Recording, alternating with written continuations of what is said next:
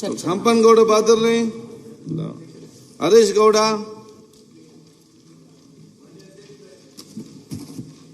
ಮಾನ್ಯ ಸಮಾಜ ಕಲ್ಯಾಣ ಸಚಿವರಿಗೆ ಚುಕ್ಕೆ ಗುರುತಿನ ಪ್ರಶ್ನೆ 1500 ಕೇಳಕ್ ಬಯಸ್ತೇನೆ ಅಧ್ಯಕ್ಷರೇ. ಮಾನ್ಯ ಅಧ್ಯಕ್ಷರೇ, ನಾನು ಕೇಳಿದಂತ ಪ್ರಶ್ನೆ ನಮ್ಮ ಹುಣಸೂರು ವಿಧಾನಸಭಾ ಕ್ಷೇತ್ರಕ್ಕೆ ಎಷ್ಟು ಅನುದಾನ ಕೊಟ್ಟಿದ್ದಾರೆ ಅಂತಕ್ಕಂಥ ಪ್ರಶ್ನೆ ಕೇಳಿದ್ದೆ. ಜೊತೆಗೆ ಯಾವ ಮಾನದಂಡದ ಮೇಲೆ ನಮ್ಮ ಈ ಒಂದು ಸಮಾಜ ಕಲ್ಯಾಣ ಇಲಾಖೆ ವತಿಯಿಂದ ಅಭಿವೃದ್ಧಿಗೆ ಹಣಕಾಸಿನ ಒಂದು ಹಂಚಿಕೆಯನ್ನ ಯಾವ ಮಾನದಂಡದ ಮೇಲೆ ಕೊಟ್ಟಿದ್ರಿ, ಯಾವ ತಾಲೂಕಿಗೆ ಎಷ್ಟು ಕೊಟ್ಟಿದ್ರಿ ಅಂತಕ್ಕಂಥ ಮಾಹಿತಿಯನ್ನ ಕೇಳಿದೆ ಅಧ್ಯಕ್ಷರೇ. ಕೊಟ್ಟಿಲ್ಲ ಅಧ್ಯಕ್ಷರೇ, ಬರೀ ನಮ್ಮ ಹುಣಸೂರು ತಾಲೂಕು ಕೊಟ್ಟಿದ್ದಾರೆ. ನಮ್ಮ ಹುಣಸೂರು ತಾಲೂಕ್ದು ಮಾನ್ಯ ಅಧ್ಯಕ್ಷರೇ, ಇವತ್ತು ಪ್ರಗತಿ ಕಾಲೋನಿಗೆ 2023-24 ₹1 ದುಡ್ಡು ಕೊಟ್ಟಿಲ್ಲ. 2024-25 1 ಕೋಟಿ ಕೊಟ್ಟಿದ್ದಾರೆ, 33 ಲಕ್ಷ ಬಿಡುಗಡೆ ಮಾಡಿದ್ದಾರೆ. ಜೊತೆಗೆ ಡಾಕ್ಟರ್ BR ಅಂಬೇಡ್ಕರ್ ಸಮುದಾಯ ಭವನ, ಬಾಬು ಜಗಜೀವನ ಭವನ ಇಷ್ಟು ಕೊಟ್ಟಿದ್ದೀವಿ ಅಂತ ಹೇಳ್ತಾರೆ ಅಧ್ಯಕ್ಷರೇ. ಆದ್ರೆ ನಾನು ಕಳೆದ ಬಾರಿ ಚುಕ್ಕೆ ಗುರುತು ಇಲ್ಲದ ಪ್ರಶ್ನೆ ಕೇಳಿದೆ ಅಧ್ಯಕ್ಷರೇ, 20/8/2025 ಕಳೆದ ಅಧಿವೇಶನದಲ್ಲಿ. ಆಗ ಮಾನ್ಯ ಸಚಿವರು ನನಗೆ ಯಾವ್ಯಾವ ವಿಧಾನಸಭಾ ಕ್ಷೇತ್ರ, ನಮ್ಮ ಜಿಲ್ಲೆಯ ಯಾವ್ಯಾವ ವಿಧಾನಸಭಾ ಕ್ಷೇತ್ರಕ್ಕೆ ಎಷ್ಟೆಷ್ಟು ಕೊಟ್ಟಿದ್ದಾರೆ ಅಂತಕ್ಕಂಥ ಮಾಹಿತಿಯನ್ನು ಕೊಟ್ಟಿದ್ದಾರೆ ಅಧ್ಯಕ್ಷರೇ. ನಾನು ಯಾಕೆ ಈ ತಾರತಮ್ಯ ಅಂತ ಕೇಳ್ತಾ ಇದ್ದೀನಿ ಮಾನ್ಯ ಅಧ್ಯಕ್ಷ, ನಿಮ್ಮ ಮುಖಾಂತರ ಮಾನ್ಯ ಸಚಿವರಲ್ಲಿ. ಇಲ್ಲಿ ಪಿರಿಯಾಪಟ್ಟಣಕ್ಕೆ 9,65,00,000 ಕೊಟ್ಟಿದ್ದಾರೆ ಅಧ್ಯಕ್ಷರೇ. ಕೃಷ್ಣರಾಜನಗರಕ್ಕೆ 7 ಕೋಟಿ ಕೊಟ್ಟಿದ್ದಾರೆ. SD ಕೋಟೆಗೆ 8,45,00,000 ಕೊಟ್ಟಿದ್ದಾರೆ. ನಂಜನಗೂಡಿಗೆ 7 ಕೋಟಿ ಕೊಟ್ಟಿದ್ದಾರೆ. ಚಾಮುಂಡೇಶ್ವರಿ ವಿಧಾನಸಭಾ ಕ್ಷೇತ್ರಕ್ಕೆ 3.5 ಕೋಟಿ ಕೊಟ್ಟಿದ್ದಾರೆ. ವರ್ಣ ವಿಧಾನಸಭಾ ಕ್ಷೇತ್ರಕ್ಕೆ 14.25 ಕೋಟಿ ಕೊಟ್ಟಿದ್ದಾರೆ. ಟಿ ನರಸೀಪುರಕ್ಕೆ 8,85,00,000 ಕೊಟ್ಟಿದ್ದಾರೆ. ಚಾಮರಾಜ ಕ್ಷೇತ್ರಕ್ಕೆ 5 ಕೋಟಿ ಕೊಟ್ಟಿದ್ದಾರೆ. ನರಸಿಂಹರಾಜ ಕ್ಷೇತ್ರಕ್ಕೆ 4 ಕೋಟಿ ಕೊಟ್ಟಿದ್ದಾರೆ ಅಧ್ಯಕ್ಷ. ಹುಣಸೂರು ವಿಧಾನಸಭಾ ಕ್ಷೇತ್ರಕ್ಕೆ ಕೊಟ್ಟಿರ್ತಕ್ಕಂಥದ್ದು 1 ಕೋಟಿ. ಕೃಷ್ಣರಾಜ ಕ್ಷೇತ್ರಕ್ಕೆ ಕೊಟ್ಟಿರ್ತಕ್ಕಂಥದ್ದು 1 ಕೋಟಿ. ಇರ್ತಕ್ಕಂಥ 11 ವಿಧಾನಸಭಾ ಕ್ಷೇತ್ರಗಳ ಪೈಕಿ ಒಟ್ಟಾರೆ ಕೊಟ್ಟಿರ್ತಕ್ಕಂಥದ್ದು 70 ಕೋಟಿ ಅನುದಾನ. ಹುಣಸೂರಿಗೆ ಕೊಟ್ಟಿರ್ತಕ್ಕಂಥದ್ದು 1 ಕೋಟಿ, ಕೃಷ್ಣರಾಜ ಕ್ಷೇತ್ರಕ್ಕೆ ಕೊಟ್ಟಿರ್ತಕ್ಕಂಥದ್ದು 1 ಕೋಟಿ. ನನಗೆ ಗೊತ್ತಿಲ್ಲ ಅಧ್ಯಕ್ಷ ಯಾಕೆ ಈ ತಾರತಮ್ಯ ಮಾಡ್ತಾ ಇದ್ದಾರೆ ಅಂತಕ್ಕಂಥದ್ದು. ಅಧ್ಯಕ್ಷ, 1 ನಿಮಿಷ ಅಧ್ಯಕ್ಷ, ಮುಗಿಸ್ಬಿಡ್ತೀನಿ ಅಧ್ಯಕ್ಷ. ಇದರಲ್ಲಿ 70 ಕೋಟಿ ಅನುದಾನವನ್ನ ಪ್ರಗತಿ ಕಾನೂನು ಅಭಿವೃದ್ಧಿಗೆ ಕೊಟ್ಟಿರ್ತಕ್ಕಂಥದ್ದು. ಇದು ಕಳೆದ ಅಧಿವೇಶನದಲ್ಲಿ ಉತ್ತರ ಕೊಟ್ಟಿರ್ತಕ್ಕ, ಈ ಅಧಿವೇಶನದಲ್ಲಿ ಕೊಟ್ಟಿಲ್ಲ ಅದು ಉತ್ತರ. ಕಳೆದ ಅಧಿವೇಶನದಲ್ಲಿ 70 ಕೋಟಿ ಅನುದಾನವನ್ನ ಕೊಟ್ಟಿದೆ. ಅದ್ರಲ್ಲಿ 1 ಕೋಟಿ, ಅದರೊಳಗೆ ಬಿಡುಗಡೆ ಆಗಿರ್ತಕ್ಕಂಥದ್ದು 33 ಲಕ್ಷ.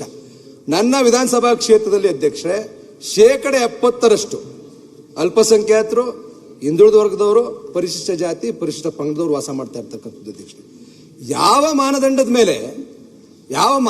ಮೇಲೆ ಈ ಒಂದು ಅನುದಾನದ ಹಂಚಿಕೆ ಮಾಡಿದ್ರು ಅನ್ನೋದಕ್ಕೂ ಅದಕ್ಕೂ ಉತ್ತರ ಕೊಟ್ಟಿಲ್ಲ ಅಧ್ಯಕ್ಷ.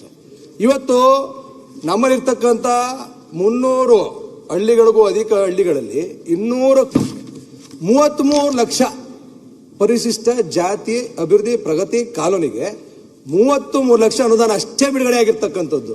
200 ಹಳ್ಳಿಗಳಿಗೆ ನಾವು ಕೊಡಬೇಕು ಅಂತ ಅಧ್ಯಕ್ಷರೇ 15,000 ರೂಪಾಯಿ ಕೊಡ್ಬೋದು.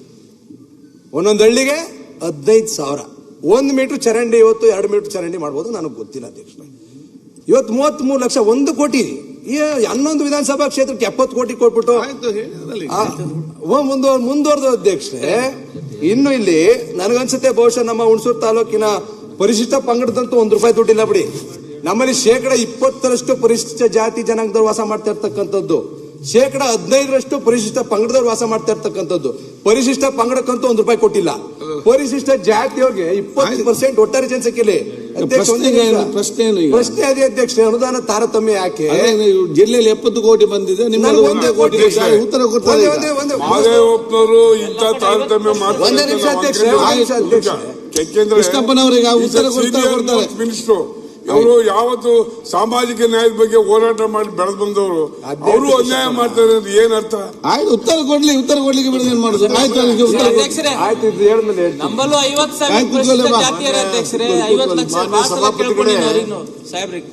ಇಲ್ಲಿ ಹುಣಸೂರು ಕ್ಷೇತ್ರಕ್ಕೆ ಸಂಬಂಧಪಟ್ಟಂತೆ ಮಾನ್ಯ ಶಾಸಕರು ಪ್ರಶ್ನೆ ಕೇಳಿದ್ದಾರೆ.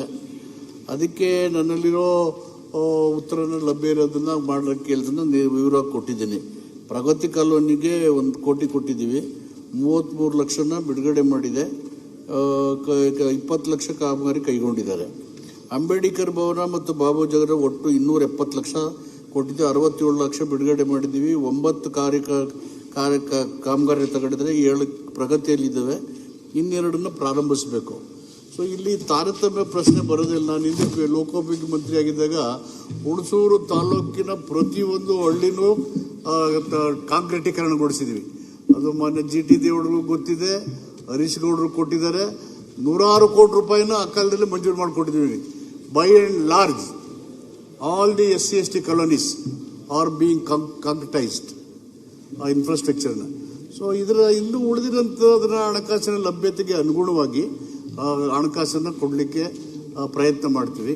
ಮತ್ತು ಅವ್ರು ಕೆಲವು ಪ್ರಪೋಸಲ್ ಕೊಟ್ಟಿದ್ದಾರೆ, ನನ್ನ ಮುಂದೆ ಇದ್ದಾವೆ.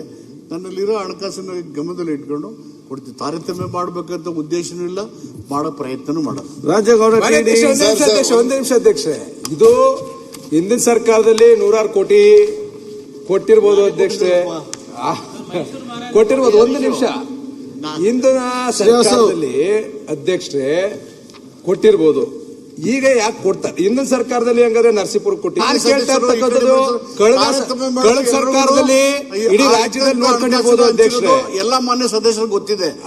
ಈಗ ನನ್ನ ಕಡೆ ಇರ್ತಕ್ಕಂಥ ಹಣಕಾಸಿನ ಲಭ್ಯತೆಗೆ ಅನುಗುಣವಾಗಿ ಕೊಡ್ಲಿಕ್ಕೆ ಪ್ರಯತ್ನ ಮಾಡ್ತೀನಿ.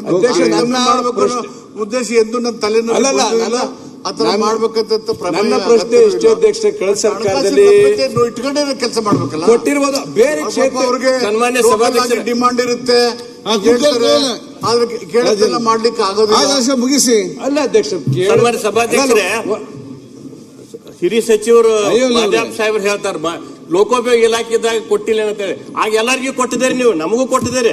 ಈಗ ಯಾಕೆ ತಾರತಮ್ಯ? ಸಮಾಜ ಕಲ್ಯಾಣ ಸಚಿವರಾದ ಬಳಕ ನೀವು ಹಿರಿಯ ಸಚಿವರು ಮೇಲೆ ನೀವು ನಮಗೂ ತಾರತಮ್ಯ ಮಾಡತ್ತಾರೆ. ಯಾಕೆ ಮಾಡತ್ತೀರಿ? ಎಲ್ಲರಿಗೂ ತಾರತಮ್ಯ ಮಾಡತ್ತಾರೆ ಸರ್. ದಯಮಾಡಿ ಮಾಡಬೇಡ, ಕೈ ಮುಗಿತಾರೆ. ಲೋಕೋಪಯೋಗಿ ಸಚಿವರಾಗಿ ನೀವು ಸಾಕಷ್ಟು ಅನುದಾನ ಕೊಟ್ಟಿದ್ದೀರಿ. ಹೇಳ್ತೇನೆ ಅದನ್ನೇನು ಅಧ್ಯಕ್ಷ ಒಂದ್ ನಿಮಿಷ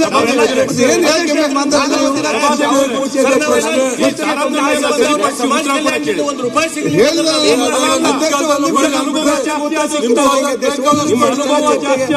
ತಾರತಮ್ಯ ಜಾಸ್ತಿ ಸರ್ಕಾರ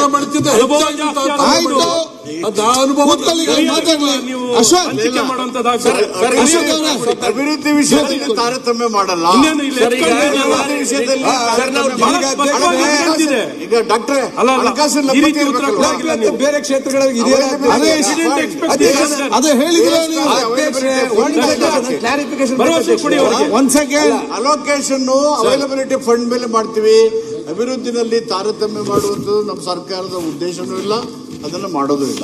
ಅಧ್ಯಕ್ಷರೇ, ನಾನ್ ಕೇಳ್ತಾ ಇರೋದು ಮಾತಾಡ್ಲಿ ಒಂದಲ್ಲಿ ಅಲ್ಲ, ಈಗ ಬಹಳ ಸ್ಪಷ್ಟವಾಗಿ ಅಂಕಿ ಅಂಶದಲ್ಲಿ ಮೇಲ್ನೋಟು ಕೇಳ್ತಿಲ್ಲ ಸಭಾಧ್ಯಕ್ಷ.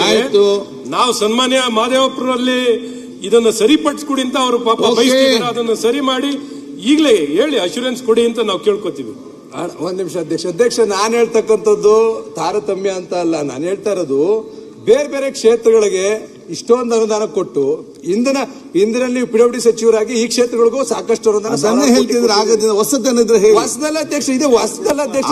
ನೀವೇನ್ ನಮ್ಗೆ ತಾರತಮ್ಯ ಆಗಿದೆ ಅಂತ ಹೇಳಿದ್ರಲ್ಲ ಅಧ್ಯಕ್ಷ. ಇಷ್ಟು ಅಲ್ಲ, ಕ್ಷೇತ್ರದ ಅನುದಾನದ ಲಭ್ಯತೆಗೆ ಅನುಗುಣವಾಗಿ ನಾವು ಹಂಚಿಕೆ ಮಾಡ್ತೀವಿ ಅಂತ ಹೇಳ್ತಾ ಇದ್ದಾರೆ.